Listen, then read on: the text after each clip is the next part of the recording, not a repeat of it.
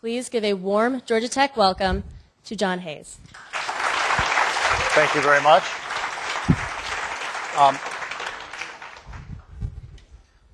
How do I get my slides to come up next? Oh, there we go. Okay, super. Thank you. Good. That's perfect. Yep, excellent. I was asked to come over today and talk about innovation, and I thought it might be fun to talk about innovation in the context of financial services, in part because that's how I spend 60 or 70 hours of my week, and also because it's something that touches every one of us every day. And lastly, Georgia is the home of the payments industry, which a lot of people don't know, and there are actually a lot of opportunities in the state both for employment and for entrepreneurship in the field. And what I'm going to do today is talk about three parts of the financial services world and how they have been impacted by technology. The first is branch banking. The second is the credit card and payment system. And third is trade credit, which is the area that my company is now working in. Many people don't realize that Atlanta, Georgia, is the home of a very large fraction of the important payments companies in the world. I've heard the statistic, and I can't find any really authoritative results or support for this, but they say, TAG, the Technology Association of Georgia, says that 2/3 of the world's credit card transactions are processed by Georgia companies. What I do know is that the big five processors are all here in Georgia: First Data, TSYS, Elevon Global Payments, and WorldPay. And in addition to that, there are hundreds of smaller companies that are involved in the payment space. But as you see as we go through this, they're all primarily involved in the consumer credit payment space, which is what's creating some of the opportunities. To make this a little bit more fun today, I'd like to do a pop quiz for you. You're not actually going to be graded. In fact, I'm going to ask you to do your own grading, and that's why we handed out cards and pens, because when we get to the end, we're going to see who has got the highest score, and you get to stand up and receive the accolades of your peers, which ought to be reward enough. And I put the third point that this is not a machine-graded test. There may be more than one answer to any particular question. Don't think inside the box. I was very tempted as a systems engineer to put an input and output arrow on the box and put a function inside, but I didn't do that for you. We're going to start by the first question, and what I'd like you to do is rank in the order that they entered commercial service for communication technologies: the fax machine, the telephone, the electric telegraph, and Pony Express. And I say electric telegraph because some people consider the semaphore windmill systems used in Europe as telegraphs. That's not what we're talking about. We're talking about electric telegraph. So if everybody would take a minute, put down the correct order. You ready? All right. The answer is the electric telegraph came into existence first. It was in use in France as early as 1838. Samuel F.B. Morse developed a similar version here in the United States about the same time. What's interesting is that he was a professor at NYU and an artist, not necessarily, of course there were no electrical engineers at that time. Pony Express came next, and the funny thing about that is everybody knows the Pony Express, right? You've all got this mental image of riders across the plains. It lasted 18 months. It was a commercial failure. And what put it out of business was that they completed the telegraph wires coast to coast, and you no longer needed the expensive overhead of riders and horses when you could send a wire by telegraph. And then the fax machine came along about the same time, surprisingly. People think that faxes were not really readily available until the 1950s or 60s. They actually were available much, much earlier than that. And then finally the telephone. Alexander Graham Bell and others introduced the telephone starting about 1876. You say, well, what has that got to do with financial services? I'm going to explain in a minute, but first I want to ask you the second question, and that is, what is the function of a bank? What is the social contract between banks and the public? And the reason I'm asking that is that there's a lot of controversy today about whether banks have been allowed to get to be too big to fail, whether banks are serving the roles they should serve. And in order to have that discussion of what's happened in financial services and what I think is going to happen, it's important for us to have sort of a common ground in talking about what the proper role of the bank is. And what's important about this is that there's one really interesting aspect about regulated financial institutions in this country that's important to understand and that is that our government guarantees them. We have, whether they're banks or thrifts or credit unions, the government provides an insurance program that insures deposits. And what that basically means is when you go make a deposit in an insured institution, the federal government is saying you're going to get your money back. And what that enables the bank to do is to get capital at an incredibly low rate. For example, most banks today are paying about their cost of funds today is about 75 basis points, 0.7%, compared to the cost of capital for most other enterprises, which is easily 6 or 7 times that if you're a big company and 10 or 20 times that if you're a small company. So this social contract from the government says we're going to insure your deposits. So which of these things I have listed here ought to be part of that framework?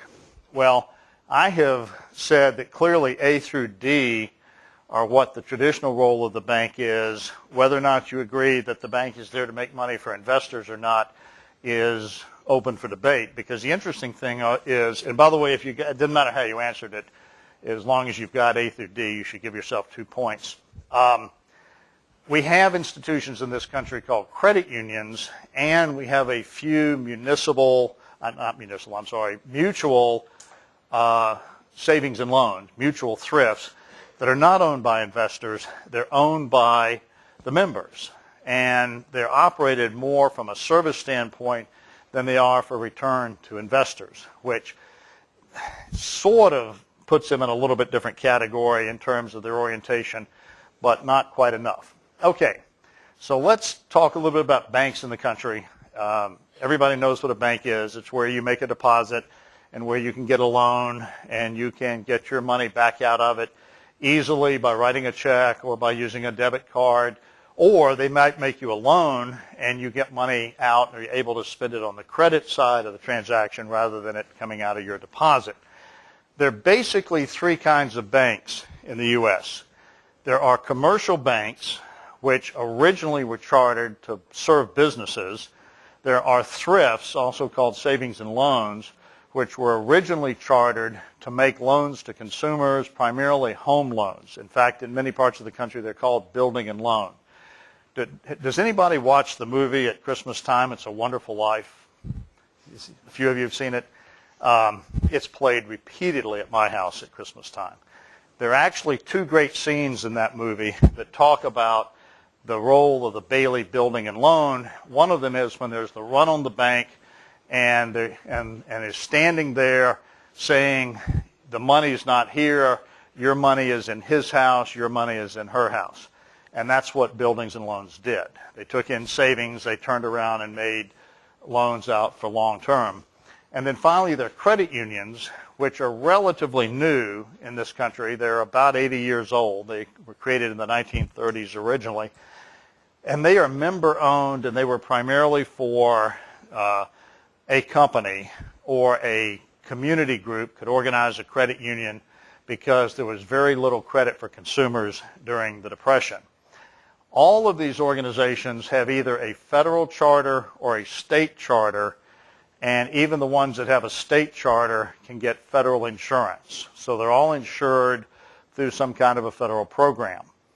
The problem that we've got, I think, in this country today with respect to capital for small businesses is the result of two changes that have taken place over the last 40 years, which have been enabled by technology. One of them is a scope change in that thrifts were merged with banks, so that today it's very hard to tell the difference of whether it's a commercial bank or it's a savings and loan. In fact, some of the larger banks that we talk about here in Georgia, like Synovus, for example, Bank of North Georgia, is actually a thrift. The other change is geographic, in that originally banks were only in a limited geographic area. And that change of allowing banks to go nationwide has created a very interesting problem. What this graph shows is two things. The green line is percentage of bank loans that go to real estate. The gold line is the percentage of bank loans that are made to businesses that are not for real estate. That's called C&I lending, or commercial and industrial lending. And what you see is, until from 1938, when the FDIC started reporting this data, until 1988, for 50 years, bank C&I loans were higher than real estate loans. And then, as a result of scope deregulation and geographic deregulation in the 70s and 80s, what you saw was a switch, in that banks are making a much smaller portion of their assets in loans to businesses. On the other hand, they're making a lot more in real estate, which obviously was a large part of the problem that we had over the last 8 years. Let me explain where this came from a technology standpoint, because before computers were introduced, processing in banks was all manual. You might have had an adding machine to tally things up, but processing transactions, processing loans was all manual. Processing a check, there was a huge labor component to it, and it was the same amount of labor regardless of where the people were. And so there was really not much of an efficiency in branching, because it still took the same number of people per transaction. There were some companies building machines to try to speed this up. There was a company called the Computer Tabulating Recording Company that made punch card machines that were widely used in the U.S. Census, and they were used to a very limited degree in banking.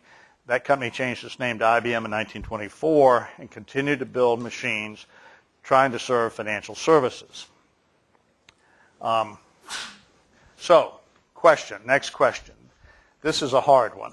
I've got 8 companies listed up there. Which one of these companies were manufacturing mainframe computers? And I'll give you a clue. Everyone that should be on your answer list was manufacturing mainframe computers, trying to sell them to banks and other financial institutions.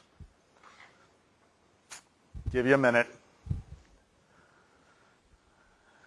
Everybody got their answer down? The answer is all of them. They were called, I can remember back a long time ago, they were called Snow White and the Seven Dwarfs, because IBM dominated the market, but the other 7 were out there. And as you can see, with the exception of UNIVAC, which is operating under a different name, and to a very limited degree Control Data, none of them are in the computer business anymore. They all exited the mainframe business over time. But they were all focused on that same holy grail. By the way, if you answered them all, 3 points, 2 points if you got 6 of them, 1 point if you got 4.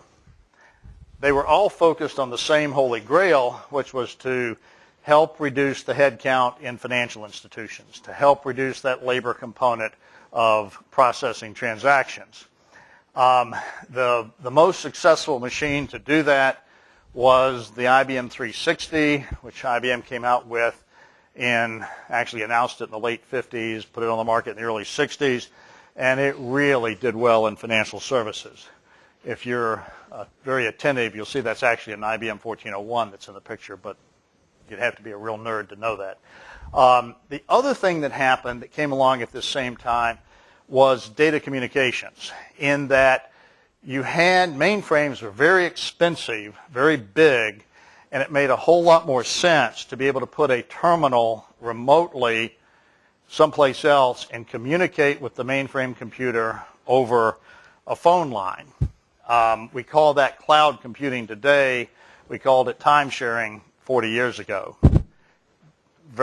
Almost the same thing. But what happened was, all of a sudden, you had two things going on here. One is you could reduce the cost of the back office by putting computers in, and you could consolidate banking operations from many different offices into a single office and still give the ability of having the information out because they had a 3270 terminal and a data controller in some remote office. That allowed banks to start the pressure of branching across state lines and county lines. In most states, you either had what was called a unitary bank system, or in Georgia, we had county by county. In fact, when I finished tech, I went to law school, and I graduated from law school in '77, and I went to work for a large law firm downtown, and CNS National Bank was our client. They were the largest bank in Georgia. In fact, the four largest banks in Georgia were all in downtown Atlanta, all around Woodruff Park. Trust Company Georgia, which is now SunTrust, First National, which is now part of Wachovia, and National Bank of Georgia, which doesn't exist anymore, were all in downtown Atlanta and only in Fulton County. We could not cross a county line with the bank. And what that meant was that banking was very local.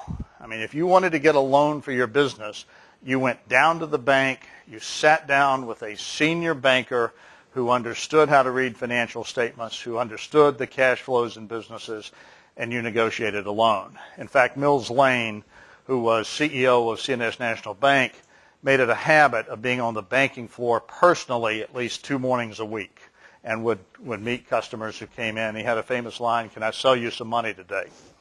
An exception, by the way, to this was North Carolina, which never imposed limitations on statewide banking. You couldn't cross a state line, but you could expand your bank throughout the state of North Carolina. And that's when the bank merger started, the North Carolina banks won.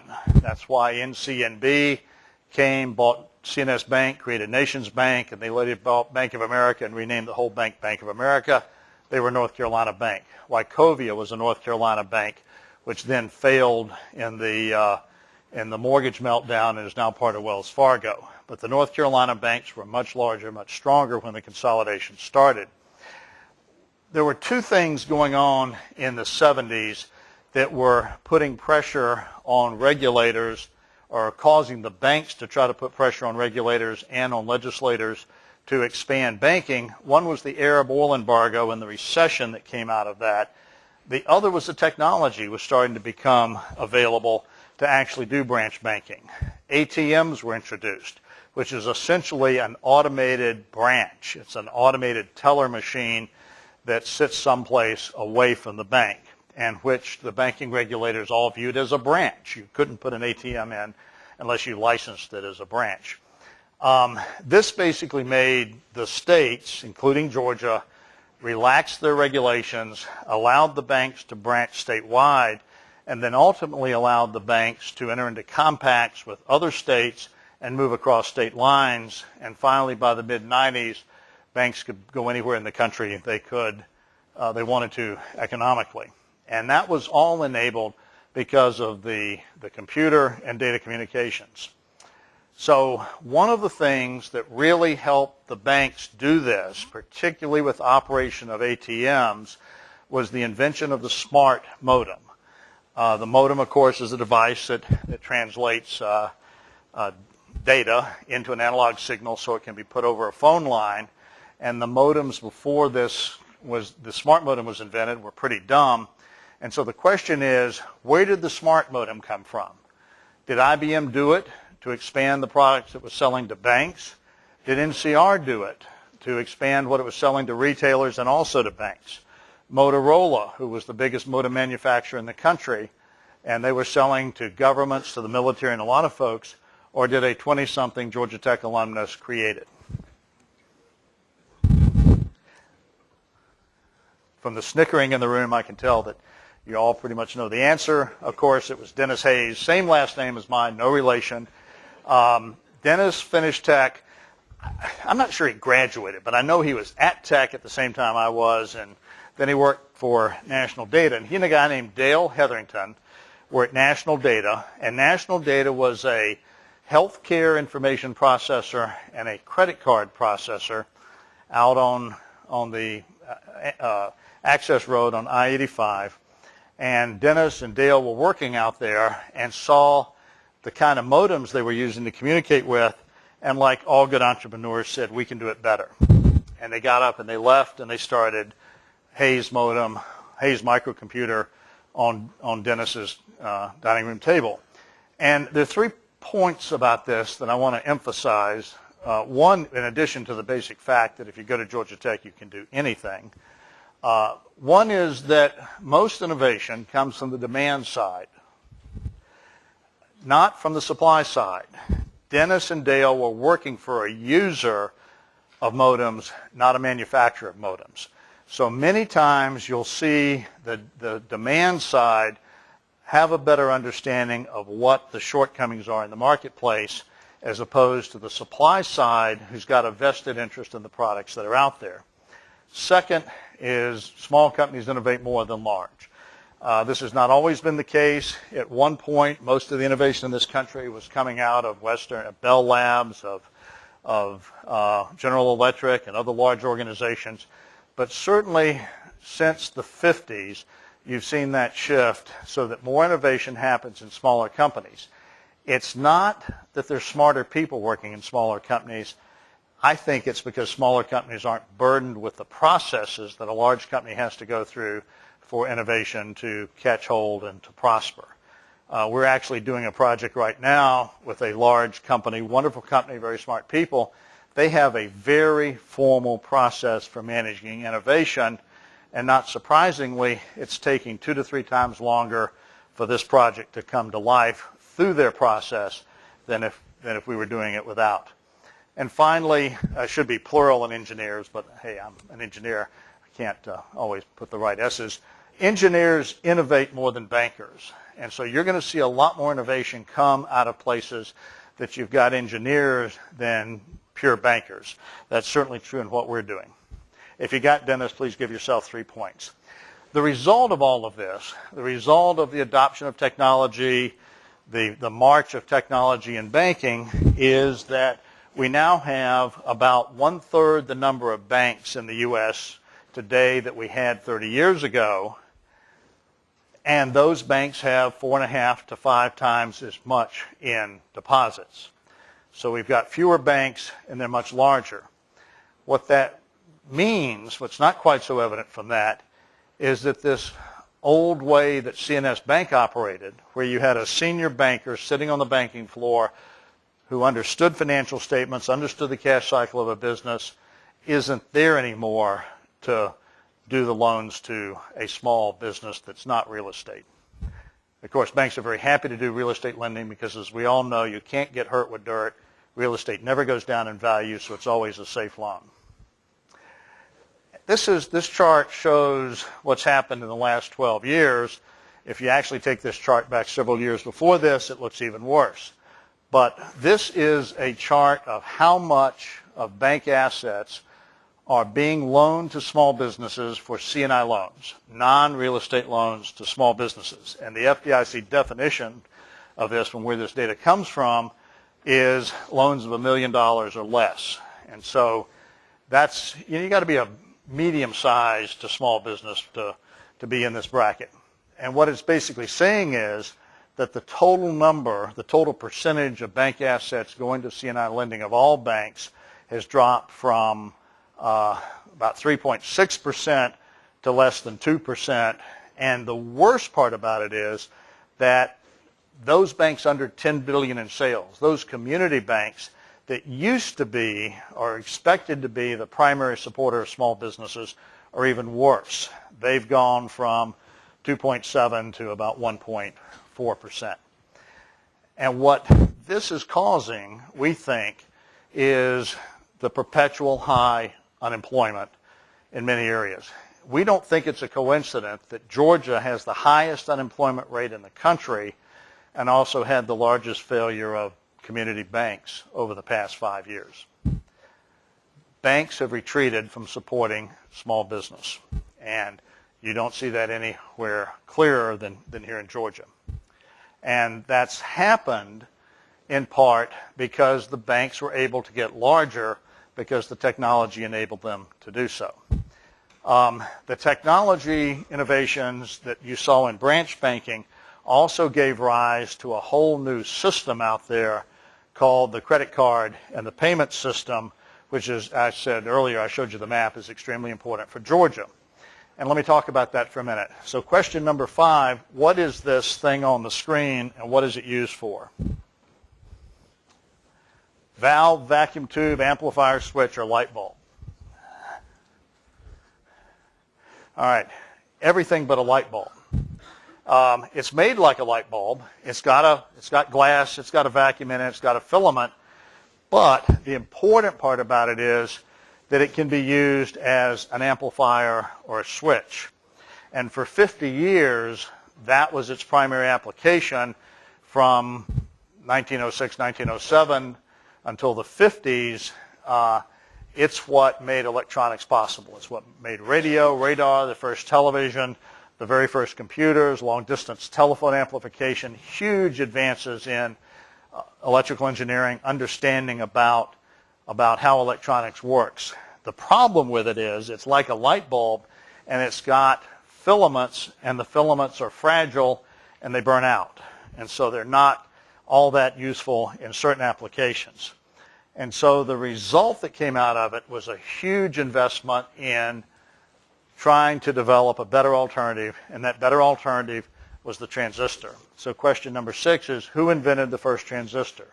IBM, who needed an electronic switch for computers, UNIVAC, who had done one of the early tube-based computers and now needed a better way of building computers, Radio Corporation of America, who needed more reliable radios, Bell Labs, who wanted a better amplifier and switch for telephones, or Intel to make a less expensive memory. I hope everybody knows, of course, it's Bell Labs, who in December 1947 created the first transistor, which they did primarily to improve long-distance service and to reduce the cost of being able to deliver long distance. Let me give you a quick history on a little bit about telephones. Telephone connections originally were done by operators through switchboards. In the early part of the last century, 1910 to 1920, AT&T installed relay panels throughout the country and switching stations so that a rotary dial phone, as you dialed the phone, it would send pulses down and go click, click, click, click, and those pulses would trip relays which switched the lines, which means you could eliminate the operator, which means you could do a dialed connection much, much cheaper. The problem is that the complexity of doing that went up every time you added a number that had to be switched. So you could do pretty good local dialing with a dialed phone. They really never got it working right for long distance using the relays. They tried vacuum tubes as amplifiers and switching, but the life of the vacuum tubes was too short and really didn't work. That's why they invented the transistor, which they did an amazing thing with, is they wanted it for their purposes. They had a monopoly on telephone service in the U.S., or a near monopoly, but they licensed to a lot of other people. They basically made the patent technology on the transistor widely available, and dozens of companies licensed it and started building transistors.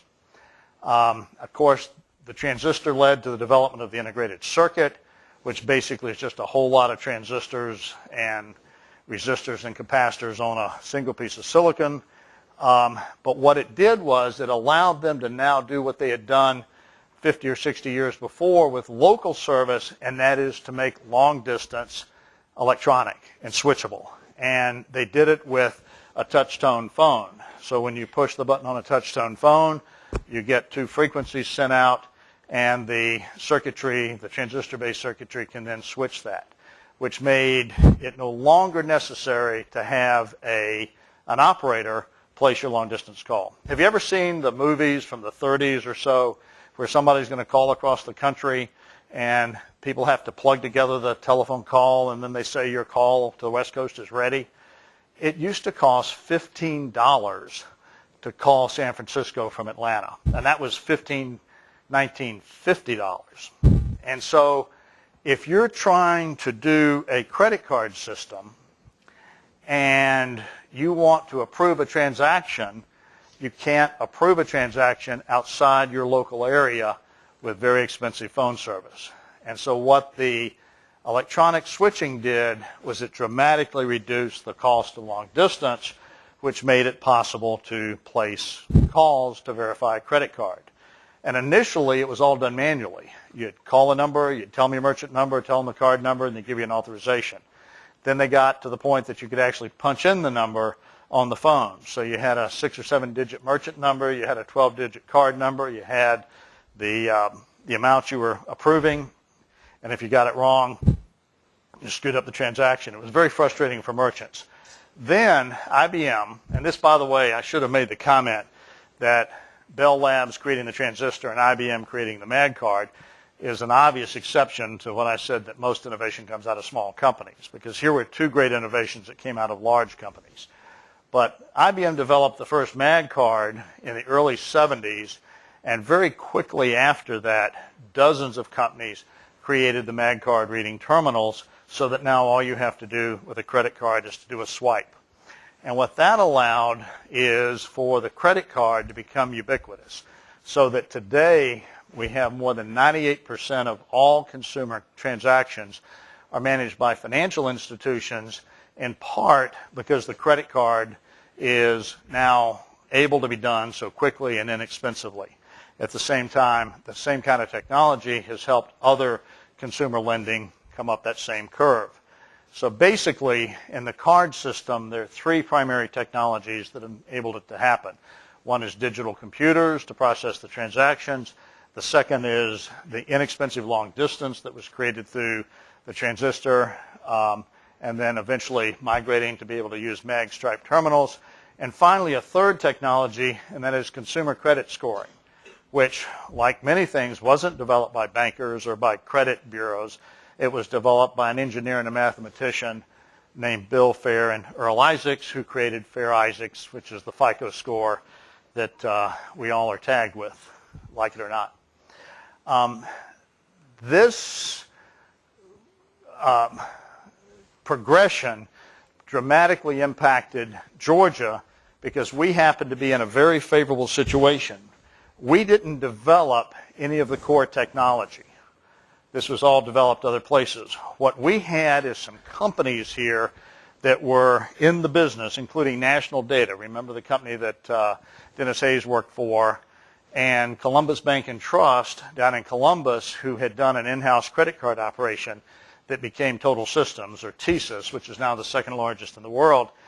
And all of this sort of came to the forefront in 1987 when Jimmy Blanchard, the CEO of Columbus Bank and Trust, came to the governor and said, if you'll help me change the state law so that you don't have to be a bank to process credit card transactions, then card processors all over the country will flock to Georgia because of the easier regulatory environment.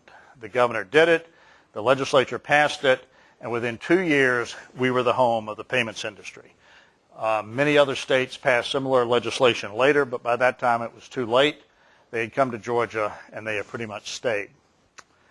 Let me take just a minute and talk about trade credit. I don't want to take too much time on this because I want to leave plenty of time for questions.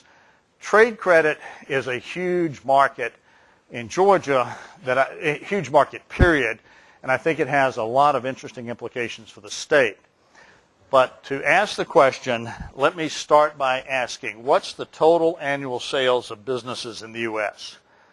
10 trillion, about the amount of the GDP, or 15 trillion, the amount of the GDP. Obviously, you've got to know what the GDP is to answer A or B.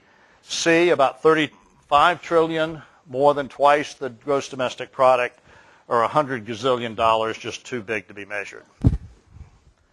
It is late in the afternoon. There has to be a little bit of humor. That's my one joke. The answer is C, about 35 trillion. And people are surprised at that sometimes because they say, I thought GDP was a measure of the size of the economy. Gross domestic product is only a measure of end-use consumption, which is sales to consumers, about half of which is done on credit, which is about 10 trillion a year, so roughly 5 trillion of those sales are done on credit, credit cards, automobiles, mortgages, etc.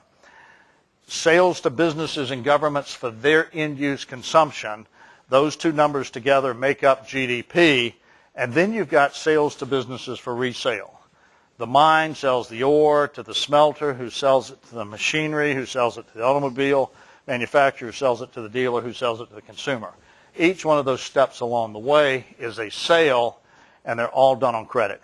So what you end up with is about 25 trillion a year, which is not quite 100 gazillion, but it's close.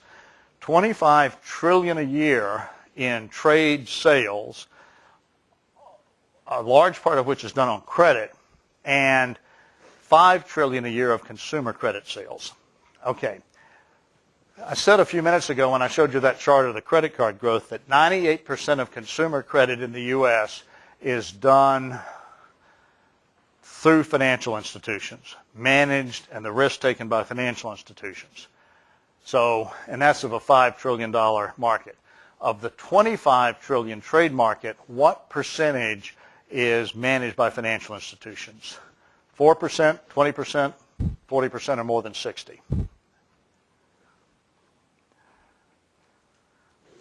The answer, surprisingly, is less than 4%. Trade credit, unlike consumer credit, is still the old-fashioned peer-to-peer system. That's peer-to-peer, not peer-to-beer, excuse me.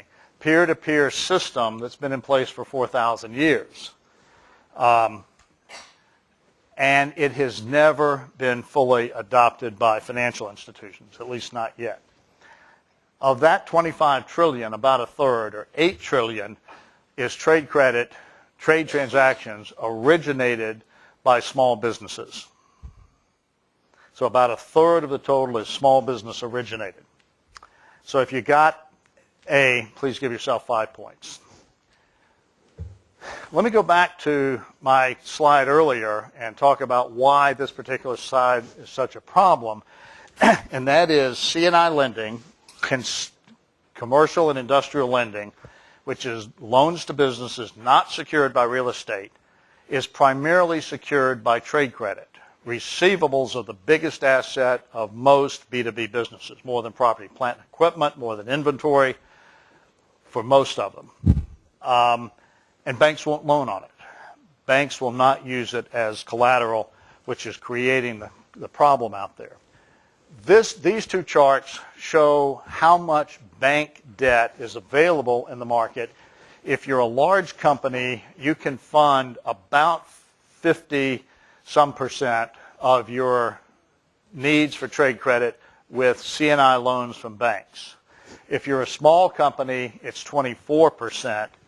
The large companies also have another 11 or 12% that they can fund in the asset-backed securitization market, the commercial paper market, which small companies can't. So what this basically does, the problem we have, is that we've got a $500 billion gap in the credit market in terms of just equalizing the percentages between large companies and small companies. You could make the argument that it's actually more than that because large companies can fill in the rest of that gray area more easily than a small company. So we have at least $500 billion problem out there in the credit market. So what we've done, my business partner Laura Hodson and I, she's a 1993 Georgia Tech AE grad who then went off to business school in the Northeast. We sat down 4 years ago and we said, what would we do differently? She came from the demand side. She and Stacey Abrams have a small manufacturing company, and I came from the supply side. I understood how banks manage this.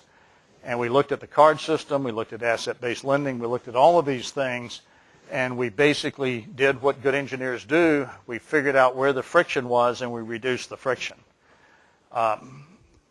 And what we did was we looked at the current system, which is basically to say, on the left-hand side, you've got a merchant service system, a credit card system that works for both the merchant and the consumer. Consumers are willing to go buy things on a card in order to get credit, to buy now and pay later, and 98% of consumer credit is outsourced as a result. But that same thing doesn't work for the B2B transaction. The reason is, oops, getting ahead of myself. The reason is that the old-fashioned system, the accounts receivable, accounts payable system that's been around for 4,000 years, is free to the buyer and flexible. You send an invoice to Coke for services. The invoice says net 30. You'll get paid in 60 to 90 days, and they don't pay interest. And you ask why? It's not just because they can. It's not just because they have the economic leverage. That capital, that free accounts payable, is a huge part of their capital structure. If you want to do an interesting exercise sometime, take a look at how much a particular company has outstanding in accounts payable and ask yourself the question, how much would their earnings go down if they had to pay interest on accounts payable? The answer is significant. We did this a couple of years ago. Home Depot's earnings would have gone down 22%, Walmart's 22%, Boeing's 28%. Free accounts payable is critical to most businesses. And so what we did was basically design a system which doesn't change the free and flexible nature of accounts payable for the buyer, but it looks and feels to the small business seller just like it's merchant services. And we did it by looking at 4 major areas, and we illustrate this as gears because we are engineers by training. And they all work together. None of these could stand alone. They all have to work together, which is basically the way it's priced and positioned, the way it's distributed, the way it's funded, all of which is interlocked into the risk management system. So that's what we're doing. We had a very nice compliment paid to us a month ago. We were in the office of one of the largest banks in the country, and our distribution partner had taken us in. And this particular guy owns 3 million small businesses for that particular bank. They're all under his purview. And after an hour and a half, he said, NOWAccount is a singularity. It will change everything like the first credit card. And I was thrilled. Now, our head of marketing said I could not use that slogan any place but at Georgia Tech because nobody knows what a singularity is. But we're very proud of that. So at this point, let me stop. There are 25 possible points if you answered everything correctly. Who's got 25? 24? 23? 22? Are you bashful or nobody keeping score? 20? 19? 8? Up. Please stand up. We're going to embarrass you. Can we embarrass you? Okay. And you had how many? 20. That's fabulous. Thank you.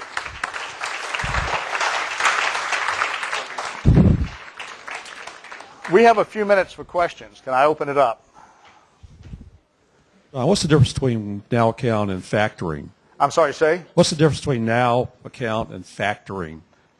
We only have 10 minutes left. The NOWAccount is a merchant service like the credit card system, as opposed to factoring, which is primarily a lending product, is the simplest. It gets much more detailed than that, but it is very different. And by the way, that's one of the issues out there because factoring has a very bad reputation in the market, so it's very important for us to be a drug store and not a drug dealer. So, yes. Since it is such a technological company, what type of leadership styles do you employ to keep everything on par? It's kind of relaxed. You know, I mean, it's really the key to any business. I don't care what it is. The key to any business is having the right people and having people that understand what's expected of them, and they do it. I would say the other thing is that we are very quick to make decisions, to correct things. You can't do things later if the name of the company is now. So I would say our leadership style is very relaxed. Yes.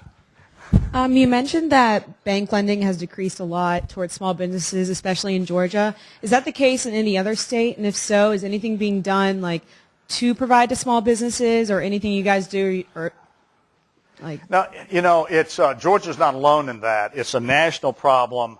Congress put some legislation in 4 years ago in the Small Business Jobs Bill to create it's called a State Small Business Credit Incentive Program. It's done a little bit. The fundamental problem, however, is that making loans to small businesses is expensive, both in terms of the underwriting and monitoring, so that you don't have excessive losses. And it's a much more expensive kind of lending than a lot of other things like automobiles or real estate even, or whatever. The problem is the banks aren't lending. I mean, this huge increase in assets that you see out there is not turning around into loans back into the communities. It's being maintained at the banks and invested in securities and in treasuries, not in loans. So Georgia's not unique. And I've been asked a lot, because I spent some years on the Hill and I've spent a fair amount of time involved in government relations. What can the government do? And I'm not sure it's a government solution, because I don't think you can fundamentally change the economics problem. I think it's going to get changed through technology, and I think it's going to get changed through the kind of things we're doing, which is improved credit management.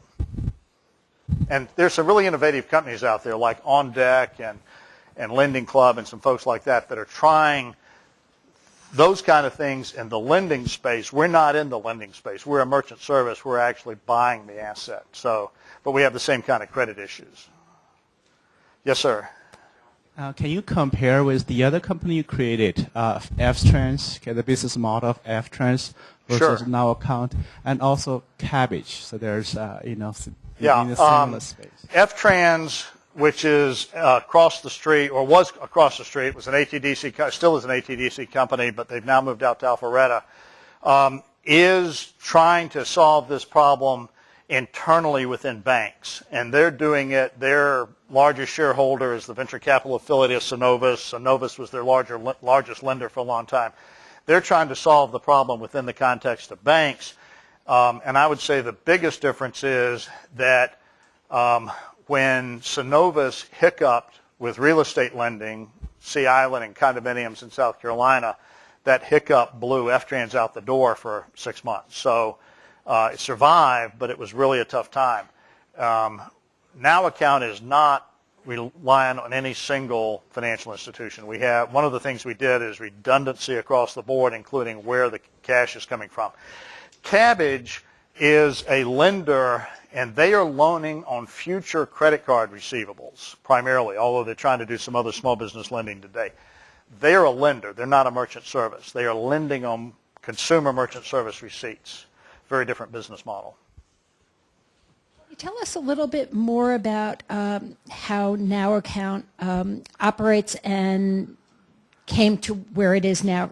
For example, I'm interested in where do you get the money to buy the assets, and how big are you? How long did it take you to get to where you are now? We get and the where money, are you going? Yeah, we get the money to buy the assets from financial institutions, because what we're basically doing is building a structured security vehicle. All the assets are owned by a special purpose entity whose only reason for existence is to own those assets and to borrow the funds from financial institutions. And we're in the process of selling bonds into the capital markets on that. So it's a straight asset-backed securitization vehicle which follows traditional ABS structure kind of guidelines. We've done a little over $45 million in transactions so far. We incorporated the company almost 4 years ago in December of 2010. We did our first commercial transactions in the spring of 2011. So we've been actively in the market for about 2.5 years. By the way, which is twice as long as we expected, but it always takes longer. So. No. We're going to grow at a much faster rate. We actually closed on a round of funding in the past few months that was 6x what we had in place before, so we will be growing much, much faster in the future than we have in the past. So, yes, sir. Yeah, John, you talked a lot about the history of innovation with financial services and fairly nascent, but cryptocurrency and Bitcoin, how do you see that potentially disrupting the industry? I don't have a clue. Yeah. I got to be honest, I don't have a clue. I mean, my initial reaction was the only reason for Bitcoin existing was to evade government supervision, which means it was probably illegal, being used for illegal transactions. I understand tech is now accepting it in some places, but I don't know enough about it to really have a fair comment, although I guess it could be a hedge against currency fluctuations, maybe. I don't know. I don't know enough about it to really be able to say intelligently.